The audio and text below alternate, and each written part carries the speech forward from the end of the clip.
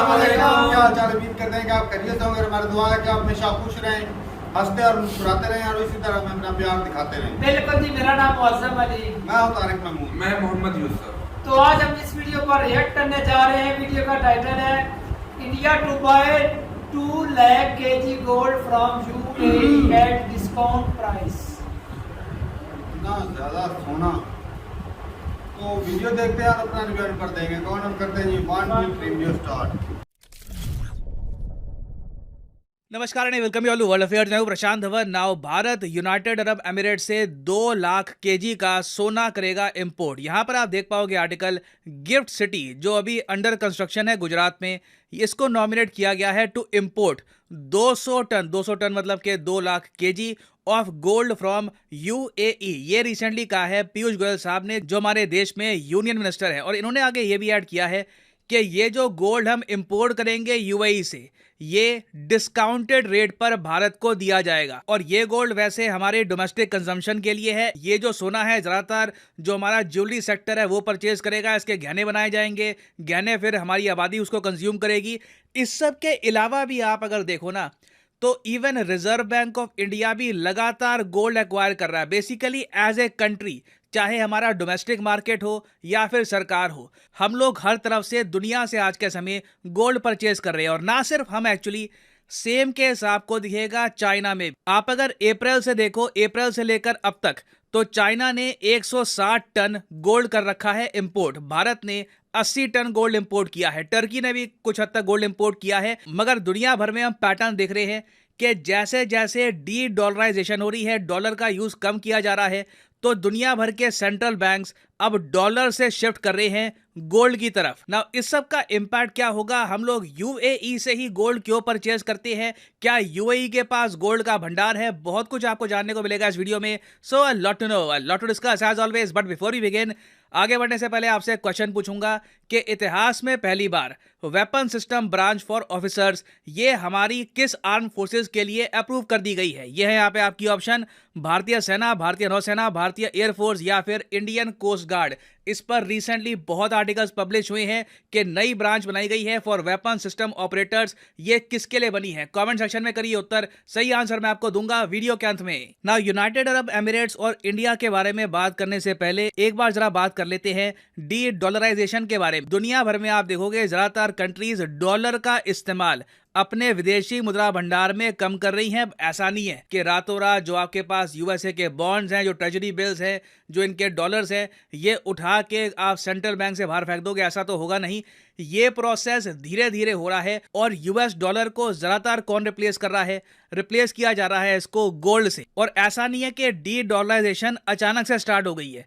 इसके बारे में आप सुन रहे होंगे करीब 4-5 साल से। और भारत ने भी अपने गोल्ड के रिजर्व 36% बढ़ा लिए हैं पिछले 5 साल में। और अगर आप भारत का विदेशी मुद्रा भंडार देखोगे, जो अभी कुछ 530 बिलियन डॉलर्स के आसपास झूल रहा है, इसमें ज्यादातर आपको मिलेगा विदेशी मुद्रा भंडार। मगर गोल्ड की संख्या भी लगातार यहाँ पर बढ़ रही है। यहाँ पे आप नोटिस कर पाओगे कि लिखा है गोल्ड और फॉरेन करेंसी एसेट। ये मैंने पेज लिया है रिजर्व बैंक ऑफ इंडिया की वेबसाइट से। और जब मैं कहता हूं विदेशी मुद्रा भंडार, तो यहाँ पे प्राइमरली 4 चीजें आती हैं: गोल्ड, विदेशी मुद्रा, आईएमएफ में हमारा रिजर्व पोजीशन क्या है, और स्पेशल ड्रॉइंग राइट्स। ये दोनों जो चीजें हैं ये इतना जरा मैटर करती नहीं है। मेन हमारा विदेशी मुद्रा भंडार बनता है गोल्ड और फॉरेन करेंसी से।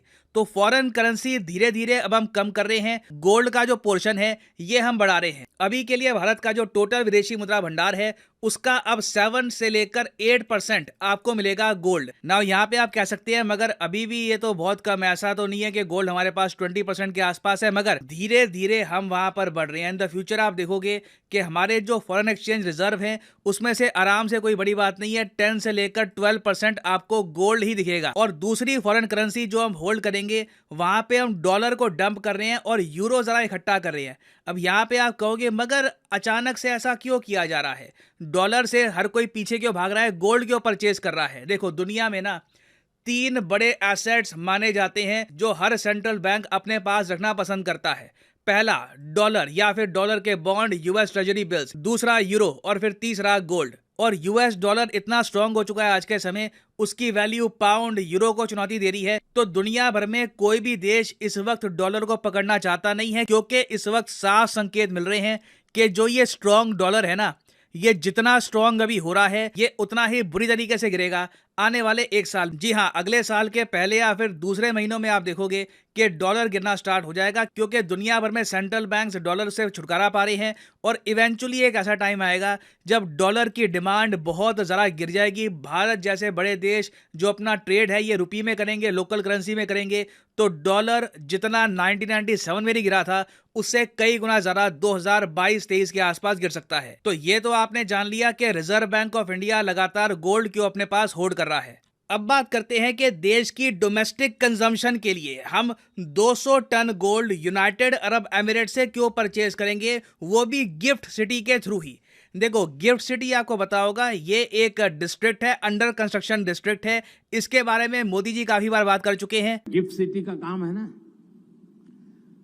मेरे शब्द लिख के रखिए दोस्तों, और मेरा 2005 या 6 का भाषण है वो भी सुन लीजिए। उस समय जो मैंने कहा था कि गिफ्ट सिटी में क्या क्या होने वाला है, आज वो धरती पर उतर होता हुआ दिखाई दे रहा है।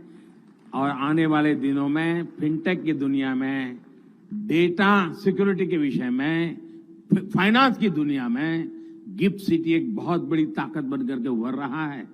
ये सिर्फ गुजरात नहीं, पूरे हिंदुस्तान की आन बान शान बन रहा है जी। और बिल्कुल जैसे आपने देखा, हमारे पीएम काफी एक्साइटेड हैं Gujarat international finance tech city को लेकर, क्योंकि गिफ्ट सिटी बहुत ही जल्द मेन इंपोर्ट पॉइंट बन सकता है भारत का। अब देखो, जो भी हम बुलियन करते हैं इंपोर्ट, बुलियन का मतलब क्या होता है, गोल्ड, सिल्वर, कॉपर वगैरह, कुछ भी आपने ये बुलियन जो है जब आप इंपोर्ट करते हो तब आपको कस्टम से गुजरना होता है।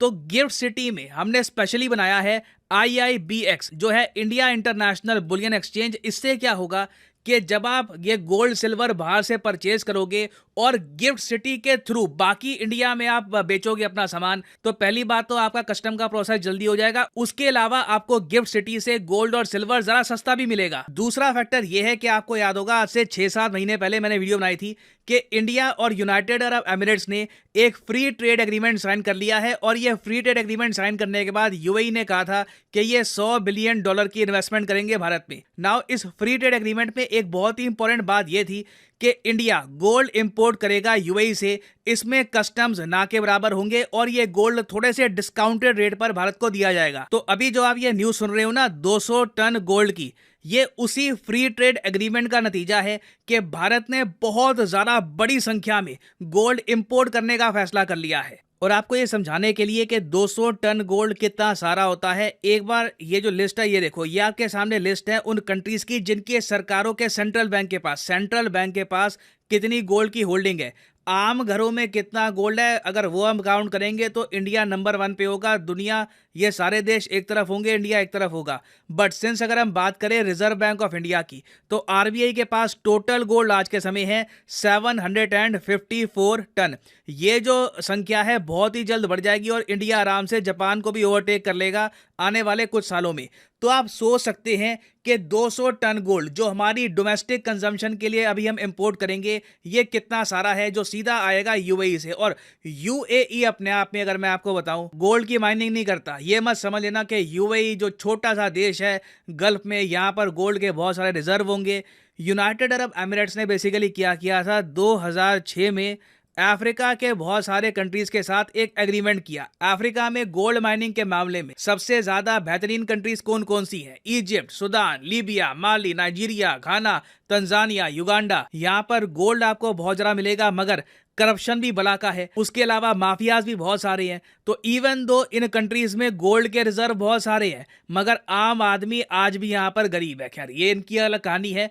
मगर ये जो गोल्ड है बिल्कुल अनरिफाइंड, ये सब परचेज करता है यूनाइटेड अरब एमिरेट्स, और यूनाइटेड अरब एमिरेट्स इस गोल्ड को करता है रिफाइन। और उसके बाद ये जो गोल्ड है लगातार यूएई बेच रहा है भारत और चीन को। और आप देखोगे in the future India billions of dollars का ये गोल्ड लगातार परचेज करता रहेगा यूएई से। और इसी के दम पर आप देखोगे कि इंडिया यूएई का ट्रेड आराम से $100 बिलियन के ऊपर चला जाएगा। तो ओवरऑल ये काफी अच्छी न्यूज है। हम फाइनली देख रहे हैं India UAE free trade agreement का इंपैक्ट, और अभी तो ये बस शुरुआत है।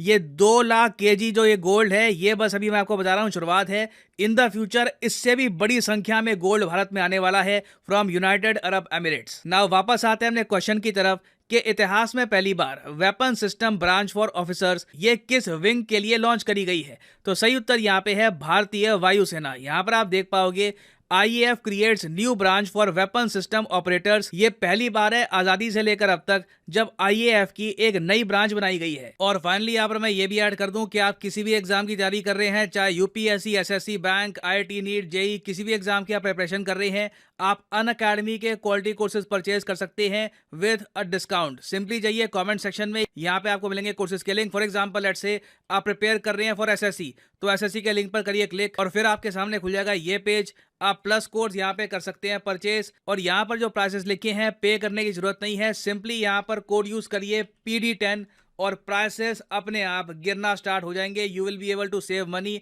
सो use the code PD10 and save money. So इसी नोट के साथ यह है वीडियो का अंत। Thank you for listening and as always God bless you all.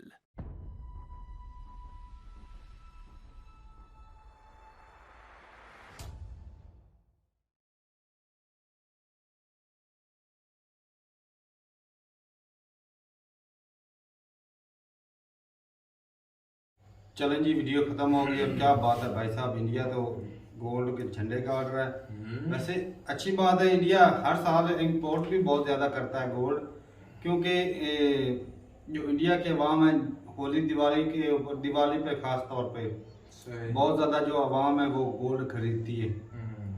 त्योहारों के ऊपर त्योहारों पे गोल्ड खरीदते हैं डिस्काउंटेड रेट पर। जब गवर्नमेंट दे रही है उस वक्त रेट भी सस्ता कर देती है गवर्नमेंट, और लोग खरीदते हैं। और ये भाई अच्छी आदत है, चीज भी अच्छी है कि गोल्ड ऐसी चीज है कि दुनिया का जो मर्जी हो जाए, इसकी वैल्यू जो होती है ना वो कम नहीं होती। ये तो भाई हर वक्त वो कहते हैं ना कैश इन हैंड, बिल्कुल वो वाली बात है। बाकी भाई जो आजकल हो रहा है, डॉलर जिस तरह इतना महंगा हो रहा है, पूरी दुनिया की करेंसी, क्योंकि यूरो का रेट इतना जब शुरू में मेरा भाई गया था ना जर्मनी में, तो उस वक्त मेरे ख्याल में 111 रुपए का 107 रुपए का यूरो था।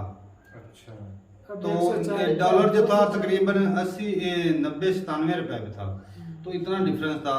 तो आज देख लो वो यूरो को मैं कहता हूँ क्रॉस नहीं कर गया, तो डॉलर कर गया था, लेकिन अब नीचे आ गया दोनों ही। डॉलर तो आ गया ना 217 के लगभग आ गया। हाँ, लेकिन डॉलर के हिसाब से हमारे यहाँ जो है ना डॉलर और यूरो बराबर हो चुके हैं। घटता रहता है। डॉलर का रेट बढ़े तो गोल्ड का रेट बढ़ जाता है, हाँ, ऐसे ही कम हो तो कम हो जाता है। तो डॉलर के हिसाब से ही होता है, लेकिन जो डॉलर की मोनोपोली वो तो खत्म हो जाएगी ना अगर इसी तरह होता रहा। बिल्कुल वो सर भी बोल रहे थे कि 1 साल के अंदर जो है ना डॉलर की वाट लगने वाली है। अगले साल के शुरू के अंदर ही भी ऐसा होना 1-2 साल में क्योंकि वो नहीं, पहले जो भाई, ट्रेड कर रहे हैं 4 माह वो में। के अंदर कर रहे हैं। वो भाई साहब देख लो, ऊपर से डॉलर को छोड़कर वो रिजर्व कर रहे हैं गोल्ड को। गोल्ड कुछ को। benefit सही बात है। और बाकी गोल्ड की वैल्यू तो और कम नहीं ना डॉलर की होती। बजाय वो यूरो को तरजीह दे रहे हैं। हाँ, इंडिया करता है ऐसे।